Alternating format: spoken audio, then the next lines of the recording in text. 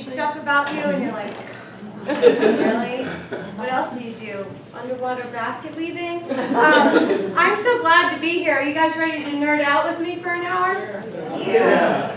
So I do comedy at nighttime. It doesn't pay the bills yet. So I gotta still do this learning stuff and brain and neuroscience and all that stuff. I'm trying to figure out how to merge the two, but somehow nothing's that funny about microlearning. I almost did entitle it, Size Does Matter. But that's infringing upon HR. Anybody in HR in the room? This is why I don't belong to corporate America. So let me just sort of take a pulse of the knowledge base in the room. How many of you work for learning teams within organizations? Okay, and then how many of you own your own companies or are in a small company that serve other companies in terms of learning? Okay, that just helps me gauge what our conversation needs to be centered around. All right, so today's topic is about the microlearning intervention, and let's talk about our goals. So we have 3 goals. First, why microlearning? Why is it important? Who cares about it? The second one is, why not microlearning, right? Microlearning is not the one-size-fits-all solution. And so we're going to talk about that and making sure that as learner matter experts, by the way, that's a term that I use with my learning teams because we partner with subject matter experts, right? They know the content, we know learning. And together, we build great learning experiences. So I call my team Learner Matter Experts, LMEs. That really helps them establish, because how many of you were out in your jobs and they say, hey, you're really good at that widget building. You want to teach people how to do that? How many of you did that? That's how you fell into learning. Normally, more hands raised than that. So this is great. I'm with a bunch of nerds. So I wanted to distinguish between a subject matter expert and a subject matter expert of learning. So we're going to talk about that and what that means in terms of recommending the right solution, which may be microlearning, may not be. And the third goal is, how do I introduce a microlearning strategy to my organization? Sound good? Yes. Are we having fun yet? Yes. Okay, so the first goal, why microlearning? So I'm assuming that with the knowledge in this room, you all know what microlearning is. What is microlearning? Learn chunks, small bursts. Anything else? What are the other characteristics of microlearning? Concentrated on one subject. Concentrated on a very specific subject. What else? Who is in control of it? The learner. Learner. It is truly learner-centered and learner-controlled. It's like whenever, for example, I needed to learn how to make salmon because I'm a terrible cook, and so I Googled it. And within 5 seconds, I knew the right temperature and duration I needed to bake my salmon in order not to burn it. So it's very focused, it's very Google-like, but I control it. I look up what I need, and that's how I obtain the information. Okay, good. So now that we've set that foundation, why microlearning? Why is chunking out things and making them smaller important? Time factor. Time factor. Tell me more about that. Well, some people might not have 30 minutes to figure out how to, repair an engine, but they might have 5 minutes to figure out how to change the oil. True, and you don't want to teach somebody how to repair an engine in 5 minutes. I'm not driving that car. What else? Cognitive overload. I'll give you that $20 later. It all starts with the brain, right? How does the brain work? So how many of you have heard about James? I keep wanting to call the man James. His name is John. John Medina. He's awesome. Isn't he amazing? Amazing. Okay, I told you we're going to nerd out. Hold on one second. This video. So it starts with the brain. And so let's.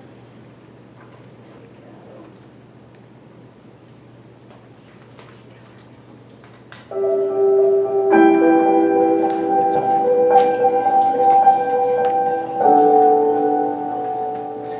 Brain rules number 5 and number 6 involve short-term memory and long-term memory. While there is all sorts of interesting science surrounding long-term memory, such as it appears that it takes years, in some cases a decade, to permanently write certain information on your brain, we're going to focus on short-term memory because that's where it all begins.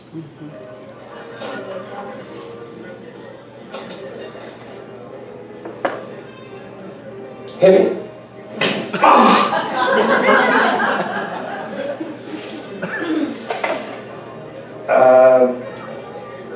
Hit me?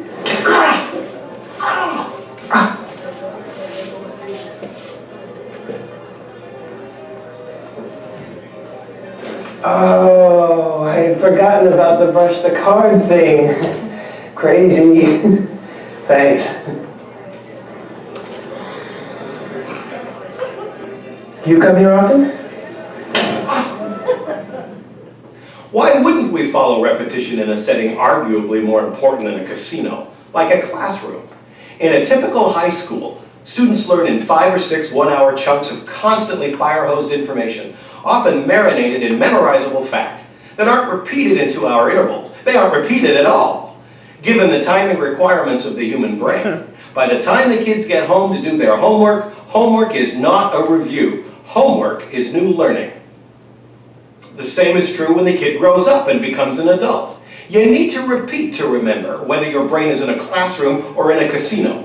Let's go back and see what happened next. So you come here often?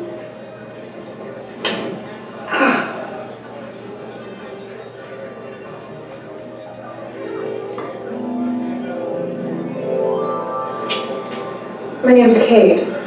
My number is 719-4141. Call me. If you have lucky number 3584665, you are a winner. If you have lucky number 3584665, you are a winner. And we're still looking for our last winner, lucky number 2580248. Your brain can hold 7 pieces of factual information for about 30 seconds. If you don't repeat it, the information disappears. If you do repeat it within 30 seconds, the brain will now hold on to it for 1 or 2 hours. If repetition does not occur again, then the information goes away again, this time permanently. The rule is, repeat to remember. All right, so what were your thoughts of that video? First of all, I know one of you is familiar with I've seen him. Tina. I've seen him live, I've got his book. I'm so jealous right now. I have read it, and so it's like falling apart. Oh, please. So, how many others of you have read the book or know of him at least? Awesome. That's it. All right, for the rest of you, he is the epitome of a nerd, my kind of nerd. He really is a brain scientist, right? He studies the brain, how we take in information, and he has established 12 rules of how you can better chunk and frame your information in learning so that you make sure that there are cognitive hooks for your learners to pull that information away. And so it's fascinating. I did a workshop on his book when I first read it, because you know, you always get all like, yeah, with your superstars. And in the room, I had it set up like a theater, and so the lights were particularly chosen. I had a popcorn machine making popcorn. We had some music, like we tried to apply all 12 of the brain rules into the workshop so that people could not only learn about them, but also experience them. So it's very cool stuff. But what does that tell you about microlearning? That was not rhetorical.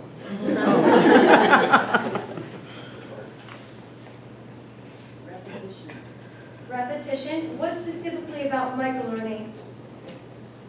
That just because it's in small chunks doesn't mean that it's not as, it takes some thought and it might be a little what I'm trying to say. I'm saying it. That just because you're chunking your information into small bites, it's a complicated thing to get right. I should Yes, say.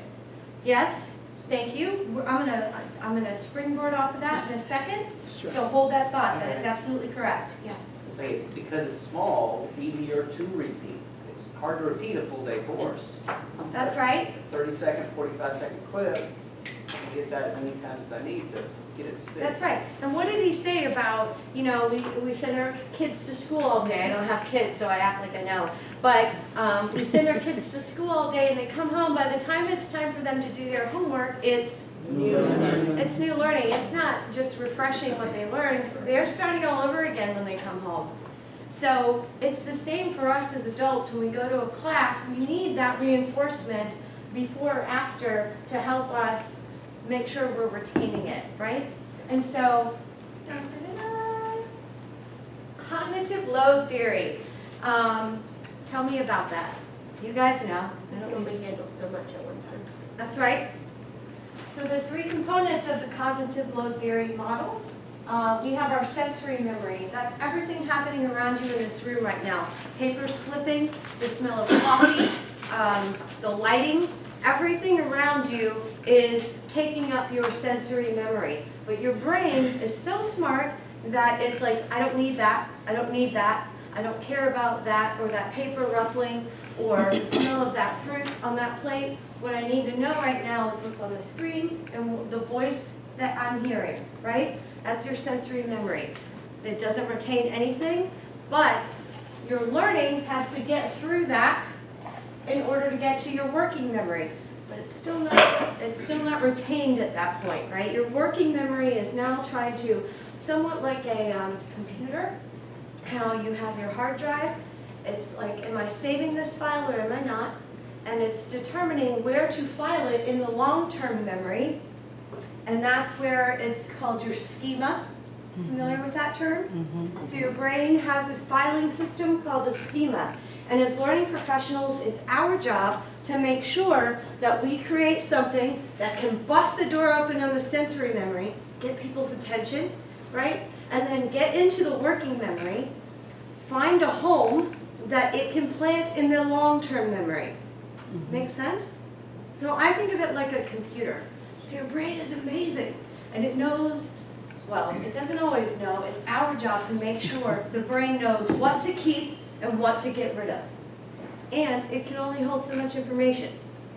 So microlearning fits into that because we're saying, here, we want you to focus on this. That's it. Nothing else. And so it's rather easy for your brain to say, oh, just one piece of information? Perfect. Unless I don't need it, right? Because you have egos and experience and all that, all those other barriers to keep it. But microlearning at least gives your brain the extra edge to hold on to that. What questions do you have so far? Are you falling asleep on me? All right. So that's why microlearning. Now let's talk about why not microlearning. When is microlearning appropriate and when is it not? So I am going to place a little wager in my head.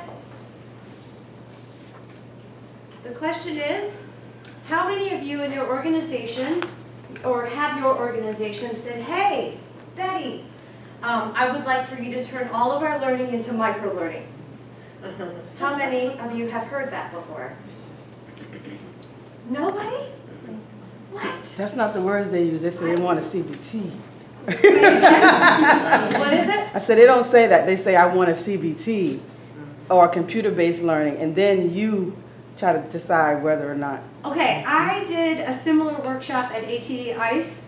Did any of you attend ATD ICE? Very cool conference. Almost 75% of the room did. So I just lost a bet to myself. I'll pay myself later. But I have had many organizations say, we want microlearning, and we want to turn everything into microlearning. And I was like, yeah, no. Yeah, no. Because could you imagine, as a new hire in an organization, they're like, welcome to XYZ company. please sit down and watch this series of 57 microlearning videos. I'm glad you're here. That sounds like torture to me. Okay, so remember, that working memory, that sensory overload, you can over visualize or visually stimulate the learner too. Too much videos back to back to back, unless they're cat videos. Cat videos trumps everything. Or in my case, dog videos. I love dogs. All right, so we're going to do an activity. First, we're going to talk about, I'm going to interject humor in here. So basically, make sure, as learning matter experts, we're recommending the right tool for the job, and not telling your customer, well, your true customer is your learner, but your partner, your stakeholder is your organization, telling them that yes, I can do that. But no, I won't. Here's why. Because you don't want to recommend the wrong tool for the job, because behavior change will not occur, and therefore business results will not be achieved. Who can argue with that? And if you can throw some numbers in there to quantify that, you're going to be like, well, I'm listening. Tell me more. So, our job is to recommend the right tool for the job. Now, I know that's sloppy. I got a Wacom tablet, and I find reasons to use it. Your handwriting sucks. All right. So the right tool for the job, one of the tools that I use to talk with my organizations and my clients is the 5 moments of need. Have you heard of them? Yes? Who can summarize the 5 moments of need for me? What's it all about? Progress. Like, well, we'll read it. Continuous improvement. Say again? It's about continuous improvement. It is. It's about different learner experiences. At what point in the learning process are you? Are you somebody that's brand new to this content or this job? Or are you somebody that's been in that job, but I need to deepen my knowledge? I need more. Or are you somebody that after I get the baseline, the more, how do I apply this? The fourth is, it's a specific problem I need to solve on the job, on the spot. Like I am inputting data, I'm a call center person, and I have a customer on the line, and I need to, I'll just go back to telecommunications. Person's calling in because they want to change their services. I go into the system to do that. I forgot step number 5. So I need to solve a problem. And then the 5th one is when something changes. So you've been in this job for a while, you've deepened your knowledge, you know how to apply it, you know how to find resources to solve problems, but we've changed your job on you. Or we've changed that process. So now I need to teach you what the change is.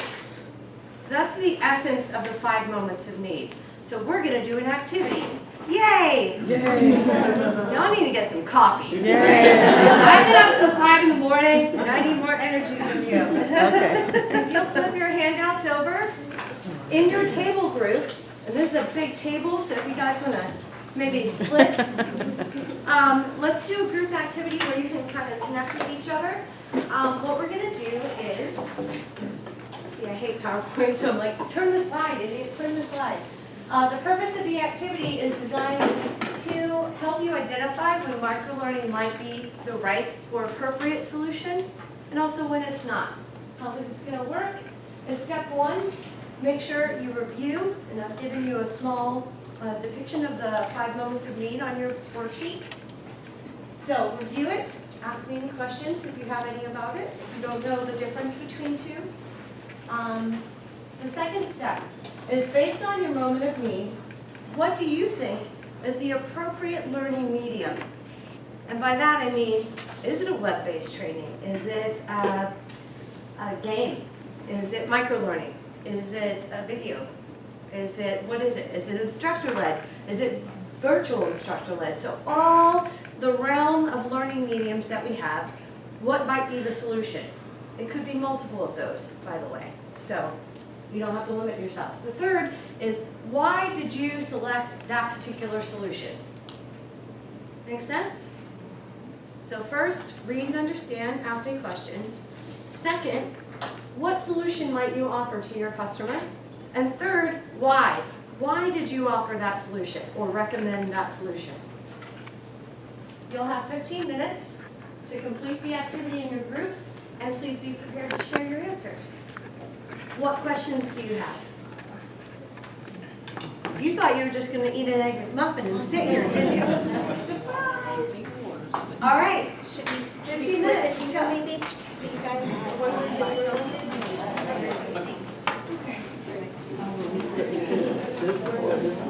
I think she said down. So you, before all the. Is that where you're